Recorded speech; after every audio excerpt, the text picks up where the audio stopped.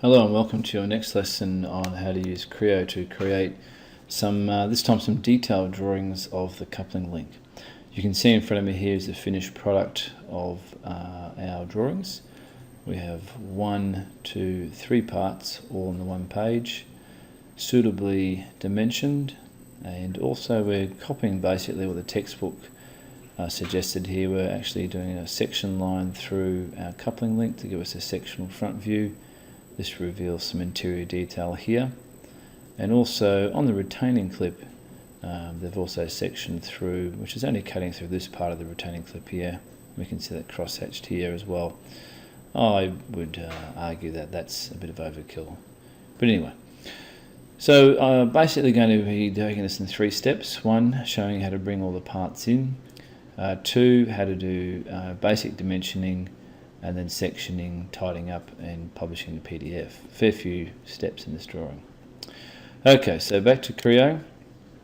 Usual thing, make sure that you set your working directory to the correct directory. If you can also do it by going Manage Session and select Working Directory. There's my coupling link being my working directory, and OK to that. Okay, to create a drawing, it pays to have at least one part of the drawing that you're going to, as a part, open. But we're just going to go straight in with a new drawing. File New, and choose Drawing from the drop-down box, and name your drawing what it is. Detail underscore coupling underscore link, and I'll just call this number 1. OK to that. And here you've got to go searching for the correct format. So when you click on Empty with Format, and then this bottom box here, Browse, you should have 2 options, an assembly format or a detailed drawing format. The only difference is that there's no parts list in the detailed drawing, but when you put an assembly drawing in, it populates a parts list. So we'll leave this as a detailed drawing, so select the detailed drawing format, double click, click OK again, and then you're prompted to enter some information. This information will then automatically appear in the title block and is required by Australian standards. So it's modelled by yourself, enter. This is the first drawing that I'm going to do in this set of drawings. That's drawing number 1, enter. Class is 11 graphics, and the material, there are various materials, so I'm going to literally write various. Okay, and if you look down here you'll see that it's actually populated some of the title block with some of that information, date, class and so on. We'll go back into this later on and clean that up a little bit. Okay, so you'll notice now that in the drawing mode there's a number of tabs across the top here. The main ones that we use are going to be Layout and Annotate for the purposes of detailed drawings. When you're in the Layout tab, it's anything to do with controlling views. When you're in the Annotate tab, it's everything to do with dimensioning and so on. So the first thing we need to do is to select the drawing model that we wish to make active to create a view from. So go to Drawing Model, come up here to Add Model, and then you simply find the part you want to bring in first. So coupling part will do for me, double click, and then I want to set the model. And I've actually got 2 open. I'm going to choose the coupling here and hit done. Come over to my screen, right click and hold it down for a second, insert general view, OK, and then left click again. Or you could have clicked on the general tab up here. And you'll see it defaults to an isometric view. We want to use the different model view name blocks here to keep on double clicking and zooming in and out until you get the correct orientation for the view. So this says it's a front view, but we're going to use this as a top view.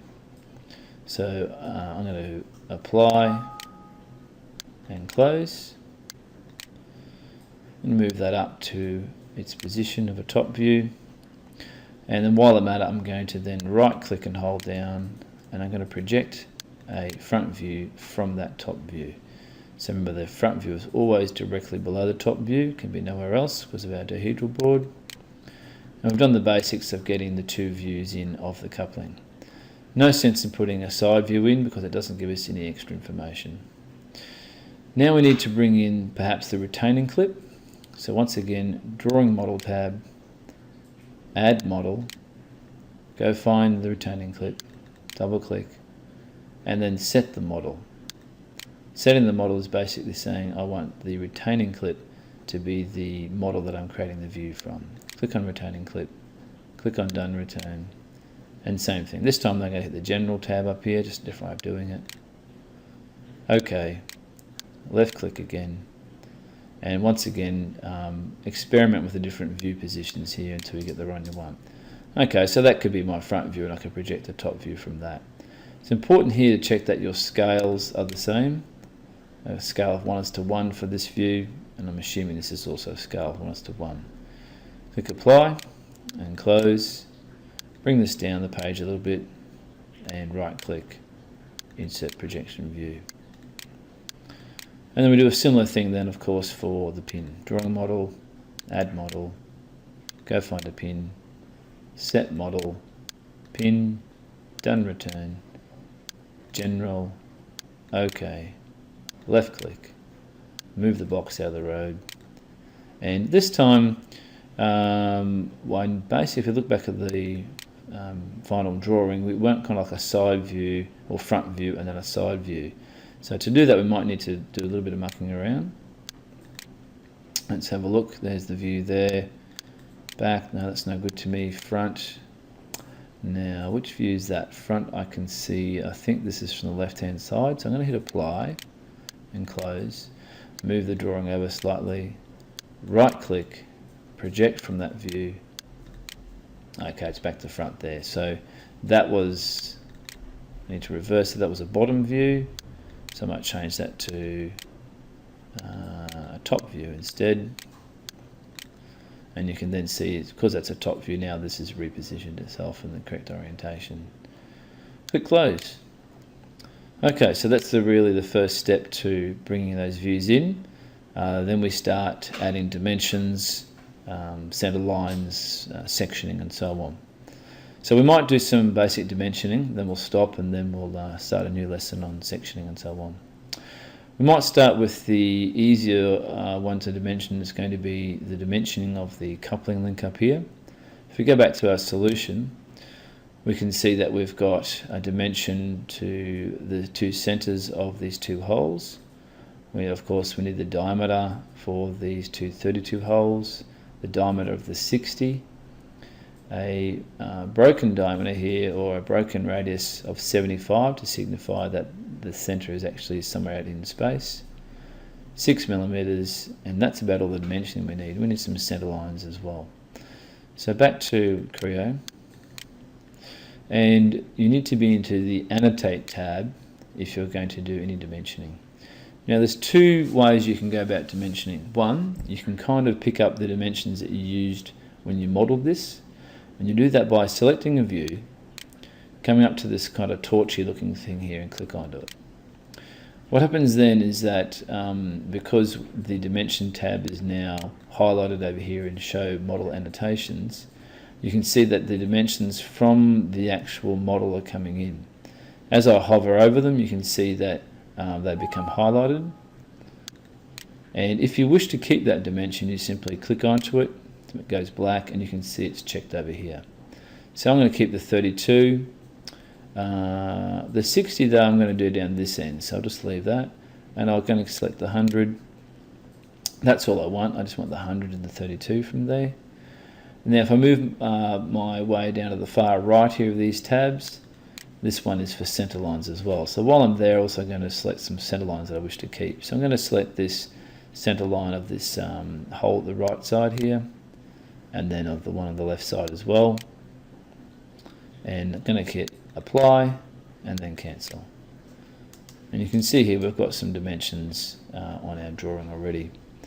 Now you can manipulate dimensions lots, but the first thing I'm going to do, I'm going to grab this 100 dimension by selecting it and then pulling it down through my drawing to through the top view down through the front view, which is going to signify the length of that dimension.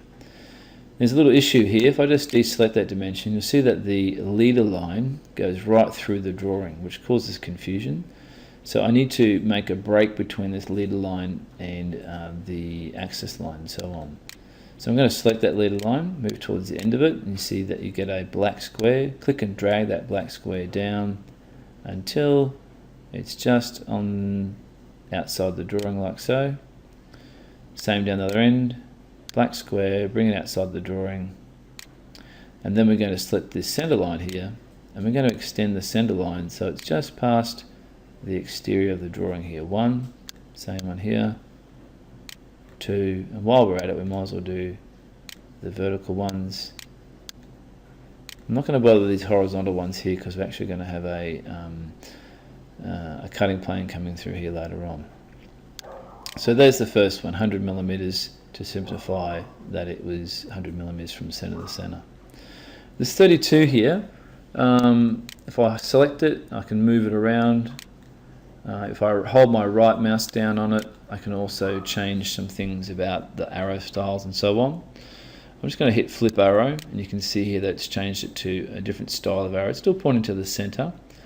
And if I bring it, say, this side of the drawing, there's an issue in that we have the dog leg going the wrong direction. So I'm just going to right click on that, and this time I'm going to go flip text, and you can see it's moving it to the other side of the leader line. So I'll leave that 32 there. Let's now put in the 60 for this larger circle. So rather than using the model annotation, we can use these functions here. So dimension, and you see it says on entity. On entity basically means on that line. So I click on that line once, I click on that line twice, and then I place my mouse over here somewhere in space and center mouse click to finish. And you can see here now we've got our diameter dimension of 60. I don't like this style of arrow because it's continuing through, so I'll hit return to get out of the mode of inserting a dimension, and now I can edit this dimension. So once again, right click and flip arrow, and then select, and then if I move that around, this normally disappears normally. If not, we're going to have to be a little bit clever. Oh, there it goes, it's disappeared. Okay, let's go back to our drawing. Let's see what else we've got to put on. So 60, 32, this one of 75. In actual fact, that one there's wrong. Here's the textbooks I'm after. 30, 60, 75. Okay, so this dimension line here signifies, with this dogleg break in it, that the center for this radius of 75 is somewhere out in space. So if we go back to Creo, and these are all your standard dimensioning tools. You see here annotations. If there's an arrow beside it, if we click on that, make our way down to our Z radius dimension. Choose, and it says down the bottom here, to select an arc, like so, and then select the position where you want the end of the Z radius dimension to start. And you can see it goes in there like so. I'd probably would suggest this is a little bit crowded here, so I'm just going to select this dimension here. I'm still in insert, so I'm just going to send a mouse button to get out of that, and I'm probably going to push him back over there where it was before. And where was it again? Flip text, and this 75, I think I might move this whole layout down just a fraction. It's a bit too crowded for my liking, and then I might even reinsert that dimension because it looks a bit too small to me. So once again, annotation, Z radius dimension, click on the arc, and then select the center point. No, I still don't like that. Center mouse button to get out of that. I'll try one more time. Annotate, Z, come into this side for like a further side of it, and then come over here. Oh, that's too big. Basically, the first point and the last point, you can see there's the big Z. So I was too close for the first two and too far away for this last one. Center mouse button, sorry guys, annotate, Z radius, let's go there, and then let's go there. Okay, that's satisfactory. Okay, so only last thing to do now is to give some thickness to this front view. So use my dimension tool, select one line.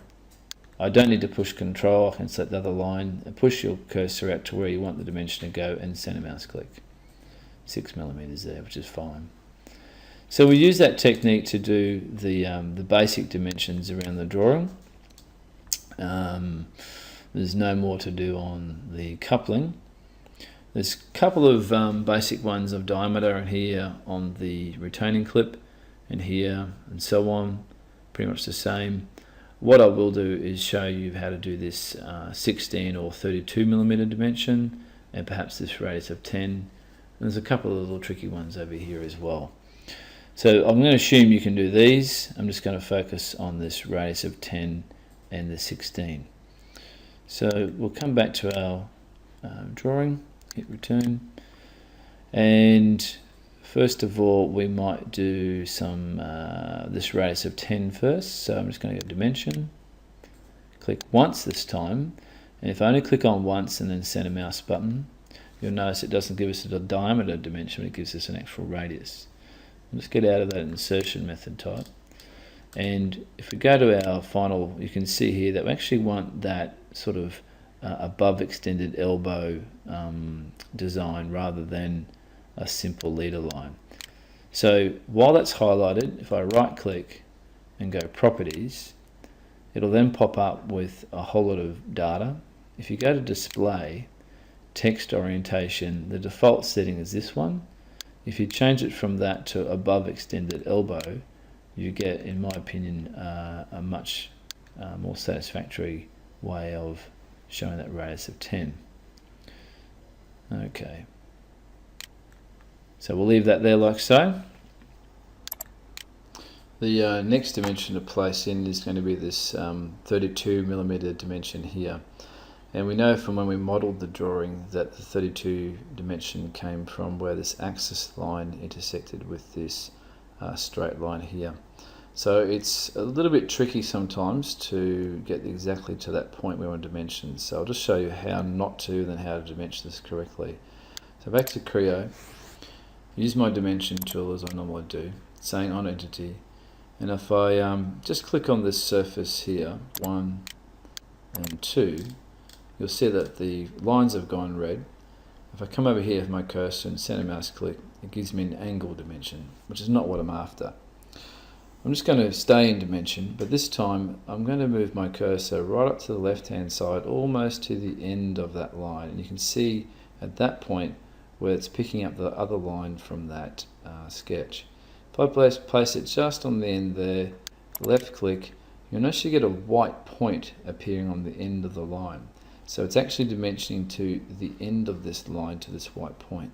If I come down here, I do the same thing, move it right up to the very end of the line, click once, you can see the white point as well. If you move your cursor right to the end, it will allow you to select the end of the line rather than the length of the line. Come over here, center mouse button, and it's asking you where do you want the dimensions. Do you want a horizontal dimension, a vertical one? Well, in this case it's going to be a vertical dimension. Click on vertical and it's pasted in there for us. Return, and then just obviously get rid of the angle dimension there. I'll probably move that in a bit closer to, I'd say.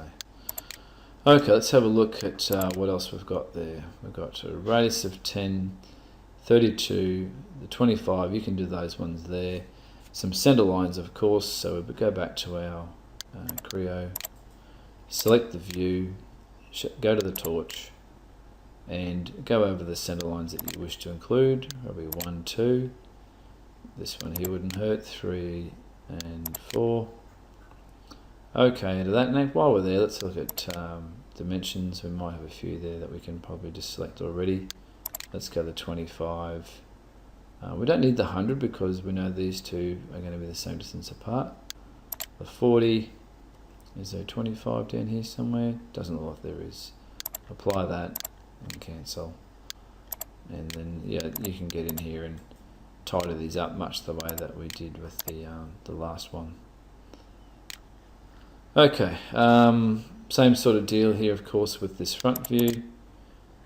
Sorry, went to show metal annotations. We just want the 6. some center lines, just the centers of the two large holes. Don't put the centers into these radius unless it's a full hole on the front view. And which I think I just did I? Oh no, there we go. And you can see here's an issue here with this 6 that's gone right to the very end, so we'll pull that. So I might make this 6mm dimension appear on this end, much like the one above it has as well. Might pull that in a bit actually. Click on the dimension line. No, it's being nasty to me. No, I'll come back to it later. Okay, so clean that up, 25mm dimension there. That's probably the hard dimensions in this one to do. And if we come over to the last drawing or last view, there's a few things which might be new to us. Let's have a look. So we've got linear dimension, that's easy, you can do those. Linear dimensions here. These dimensions here are interesting in that rather than using our diametric dimension with the arrowhead passing, or the arrow line passing through the center here, the general convention is that if it's a side view and you want to dimension diameter, this is a better convention to use, the diameter of 32 showing across there. Actual fact, just looking at that, I've just realised that it doesn't have a diameter in there. It's going to cause me some issues. Anyway, so you can do the linear ones, 1, 2, 3, 4. This one's pretty simple, and then we just write the chamfer in there. So I'll just show you how to create these dimensions here. Go to Creo, and it's pretty much the same as you normally would do them. Click on dimension. Let's do the 32. So from this side to this side, and then center mouse click over here, and all you're simply doing the hit return, select, and then you can pull that across like so. It's kind of cheating, I suppose. And the other thing, that was 32. What was the other one? I think it was 40, and then the 25 we'll use to kind of join these two together. So we go back to here, dimension tool again, internal, and we could come over here to the 25, I think, which is that one there, and center mouse click. Oh no, it gave me a diameter, not diameter, an angle dimension. So we've got to do it the same way again, sorry. Dimension, that one, to that one, center mouse click, there we go, return. And then I'm just going to sort of cheat here by dragging this over to here.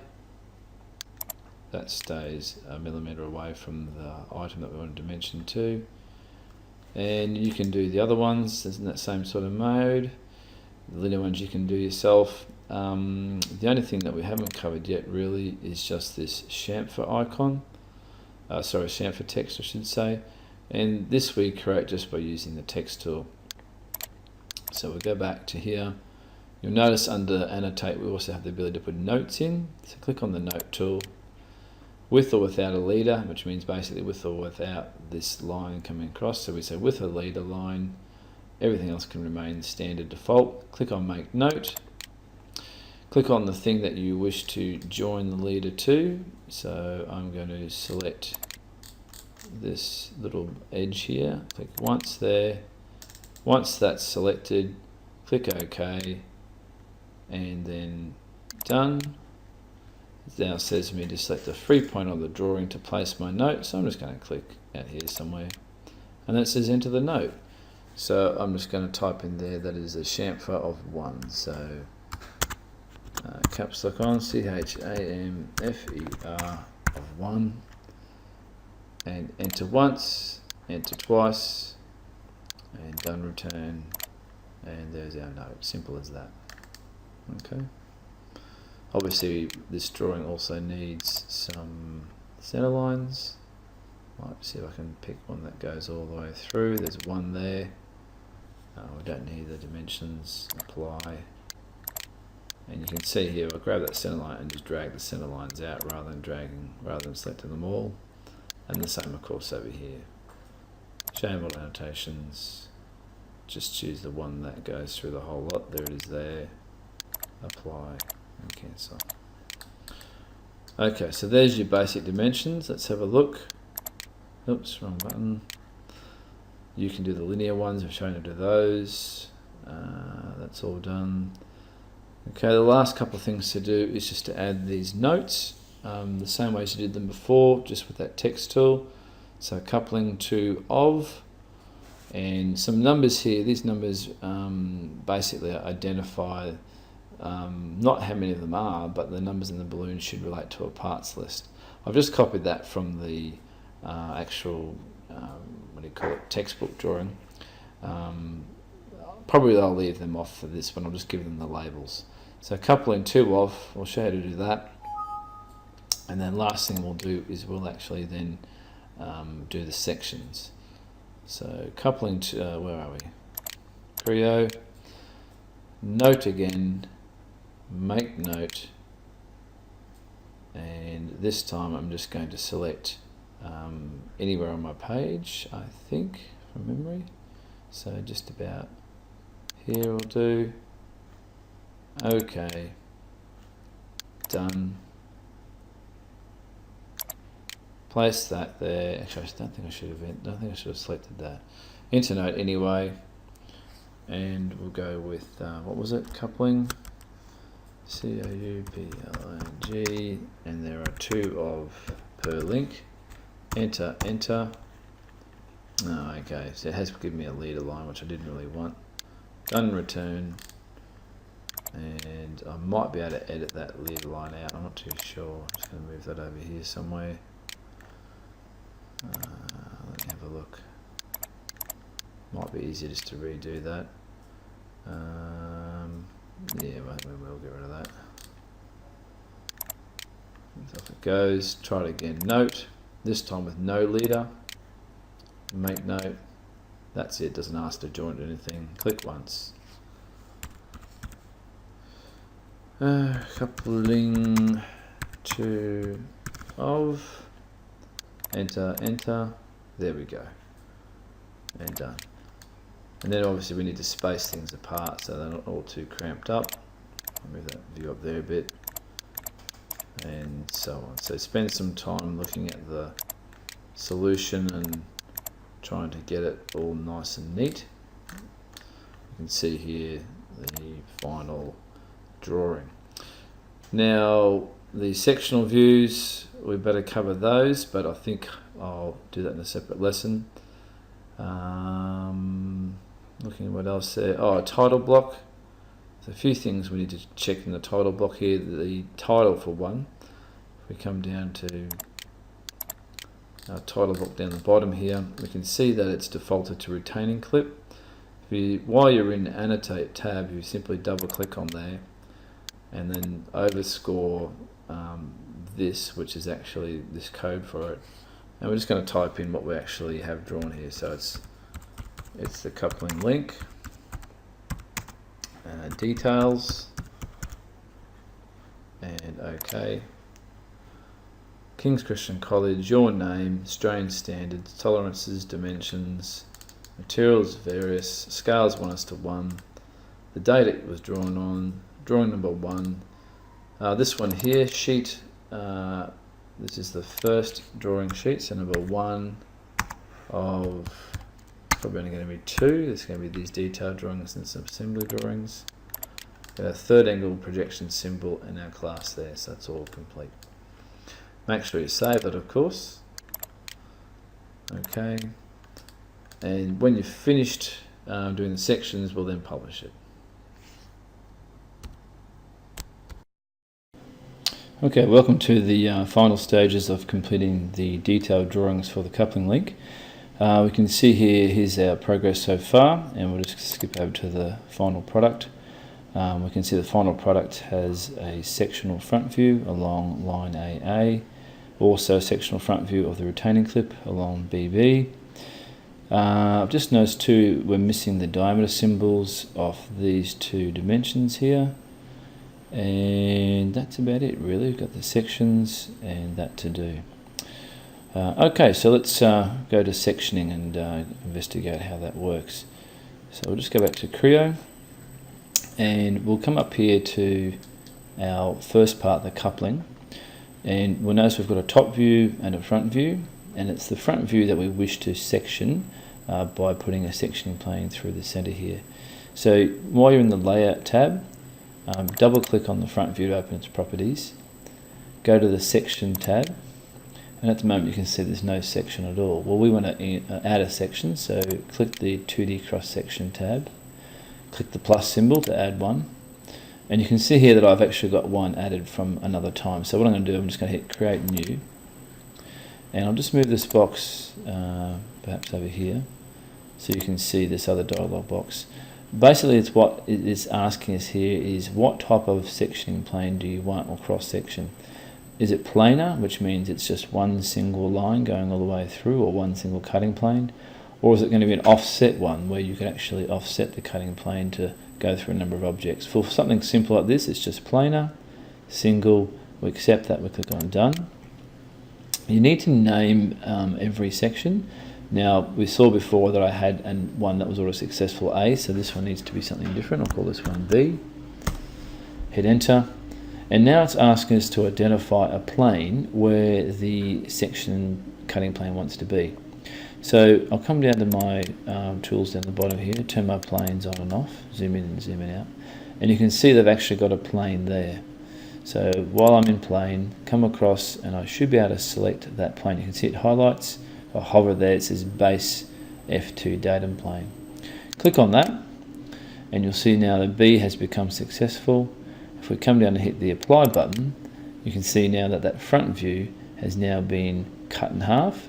So these dash lines, these crosshatch lines here represent where this cutting plane has gone through and cut the object there. You can see we project it down from here to here and so on. And the purpose of a sectional view is to reveal interior detail. So you can see, I suppose, with some clearer detail, the diameter of these holes, I suppose. It's a pretty simple drawing, but I suppose it's a good one to start sectioning. The last thing to do is to add the arrows in here and also the section line so it knows where the cutting plane is. Two ways of doing this. One, while you're still in this mode, you can use this scroll bar here and scroll along. Click on the box that says Arrow Display and then select the view where you actually want the arrows to go. So we'll do that for the first one. Click Apply. And you can see here now we've got this line BB running through parallel with that section line. These arrows here represent that everything behind the arrow has been removed and we're looking in at what's left, so everything on the top side of this line here. We might just turn those planes off again and you'll see there's our sectioning line running through there like so. The end of the line is actually thicker where it terminates and it goes thinner and it looks fairly similar to an axis line. It will overwrite the axis line that's there. Okay, so that's number one done, so we can close that. Let's come down now to the second sectional view, this front view here. Repeat pretty much the same process. Section, 2D, add a 2D. This time I'm going to create one called C, or planar, sorry, and single and done. Call it C. And this time we need to find that plane running through the center again. So once again, turn my planes on,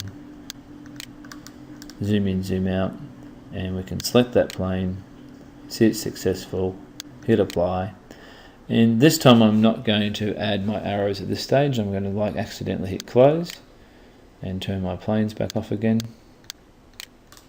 Now I'll zoom in, zoom out. You can see that it's cut through here. You can see these cross-hatching lines, but there's no representation of the cutting plane in the top view. So if we've accidentally done that, we can add the arrows to this simply by clicking the view that is the sectional view, right click, and where it says add arrow, click on add arrow, and then select the view you want the arrows to go onto. And there we go, we can see CC line has come in. Fabulous. And then once you've completed that, you then need to muck around with the positioning of your dimensions and so on, to ensure that you don't have confusing parts and so on. Okay, so sectioning is fairly simple, and positioning, just make sure you look at the solution and make sure you get this right. The last thing to do was to add that diameter symbol there, and that's done in our Annotate tab. Come across to Note, and no leader, let's make a note. Click where you want the note to go. And this time, rather than typing in text, I'm going to come down to my symbols here. You can see there's my diameter symbol, and click close. Click once, click twice, and in goes the diameter symbol. And then what we might do is just move that a bit to the side there. It's probably a bit, well, it's vertical, it looks a little bit weird, but we'll just persevere with that. Okay, there's a number of different symbols that you'll be able to use as you gain more knowledge in graphics. Okay, so while this drawing is not exactly correct, we'll have a look back here.